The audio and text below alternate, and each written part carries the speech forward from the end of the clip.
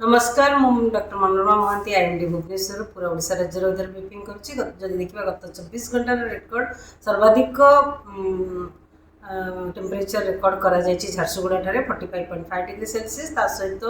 ग्रीष्म प्रभाव रेकर्ड करा झारसुगुड़ा खोर्धा और सम्बलपुर सहित वर्षा गोटे दुटा जिले एमती जिलार गोटे दुटा जगार वर्षा रेकर्ड करा सर्वाधिक वर्षा रेकर्ड करा 26 मिलीमीटर जाजपुर ठारे सहित संबलपुर बलांगीर 44.6 डिग्री सेल्सियस तापमात्रा रेकर्ड करा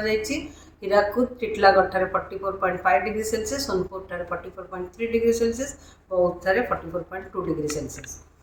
केउंझर ठारे स्वाभाविक तापमात्रा दिन मैक्सिमम टेम्परेचर कि दिन तापमात्रा 4.3 डिग्री सेल्सियस अधिक रही झारसुगुड़ा 3.8 डिग्री सेल्सियस अधिक रही भुवनेश्वर 4.5 डिग्री सेल्सियस अधिक रही कटक 2.9 डिग्री सेल्सियस अधिक रही वर्तमान गोटे ट्रफ जोटा कि नॉर्थ वेस्ट उत्तर प्रदेश रु आमर नॉर्थ इंटीरियर ओडिशा पर्यंत क्रॉस लंबी जोटार कि हाइट रही 1.5 किलोमीटर समुद्र पतन ठारू आउ गोटे अपर एयर साइक्लोनिक सर्कुलेशन जोटा कि आम अभ्यंतरण ओडिशा आ पाखापाखि एरिया रही समुद्र पतन ठारू 1.5 किलोमीटर उच्चता पर्यंत विस्तारित होती जो देखा आगामी 24 घंटा फोरकास्ट देखा आगामी 24 घंटा मध्य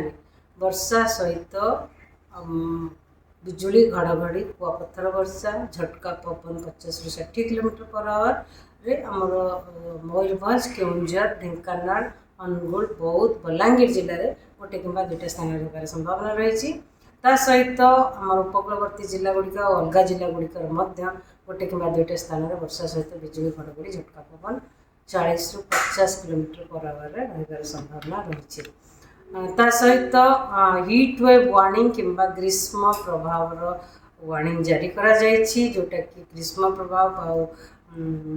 वार्म नाइट संबलपुर बलांगीर जिले में रही संभावना रही झारसुगुड़ा ग्रीष्म प्रभाव से तीनोटी जिलापाई ऑरेंज अलर्ट जारी करा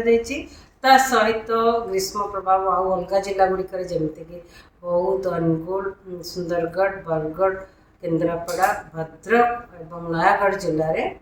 रही संभावना रही अलग जिला गुड़िक गुड़गुड़ी जारी रही जब देखा कालीपाई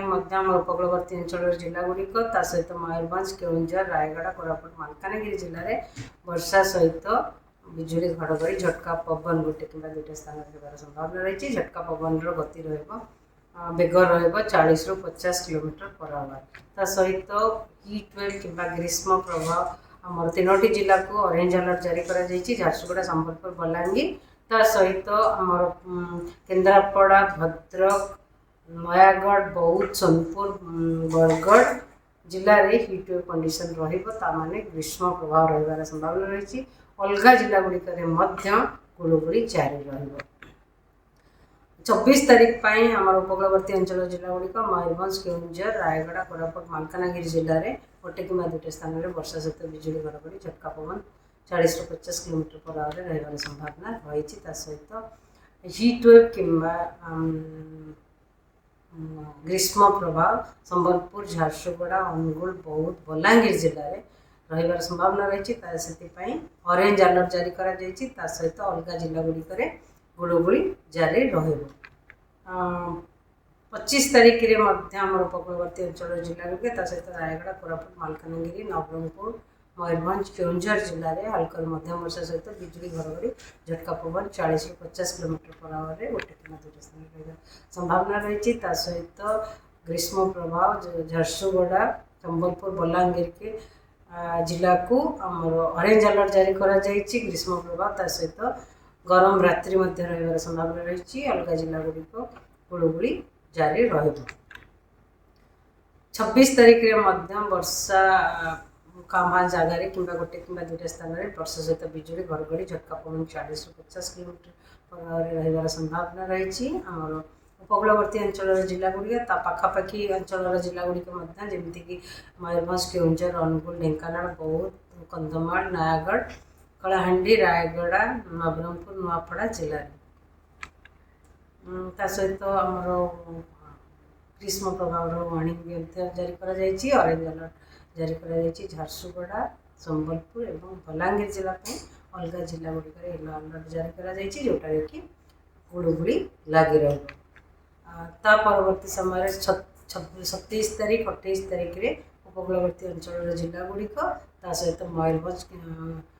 सहित मालकानगिरी कोरापुट रायगड़ा कलाहांडी कंधमाल जिले में हल्का मध्यम वर्षा सहित बिजुली घड़घड़ी संभावना रही।